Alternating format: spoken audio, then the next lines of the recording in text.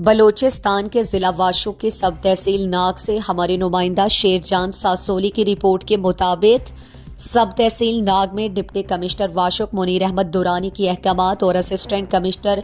بسمہ حبیب الرحمان کاکڑ رسالدار بسمہ ناگ مرتضی مینگل کی ہدایت پر لیویز تھانہ انچارج ناگ حکمت اللہ محمد حسنی، جن کے ہمراہ بابو عبدالغنی ساسولی، پٹواری حسن جان ساسولی اور لیویز نفری کے ساتھ بازار کا دورہ کیا، مختلف دکانوں کا معائنہ کیا جہاں غیر زائد المیعاد اور مہنگے داموں فروخت ہونے والی اشیاء کی نشاندہی کی گئی۔ اس کارروائی میں سبزی، گوشت، دودھ اور دیگر کھانے پینے کی اشیاء کے معیار اور قیمتوں کا بغور جائزہ لیا گیا۔ سرکاری نرخنامے کی خلاف ورزی کرنے والے دکانداروں پر جرمانے عائد کیے گئے، جبکہ کئی مقامات پر غیر زائد المیعاد اشیاء کو ضبط بھی کر لیا گیا۔ لیویز تھانہ انچارج نے میڈیا سے گفتگو کرتے ہوئے واضح کیا کہ رمضان المبارک کے دوران کسی بھی قسم کی ناجائز منافع خوری اور غیر معیاری اشیاء کی فروخت کو ہرگز برداشت نہیں کیا جائے گا۔ عوامی حلقوں نے لیویز فورس کے اس اقدام کو سراہا اور حکومت سے مطالبہ کیا کہ ایسے معائنے اور چھاپے مزید تسلسل کے ساتھ جاری رکھے جائیں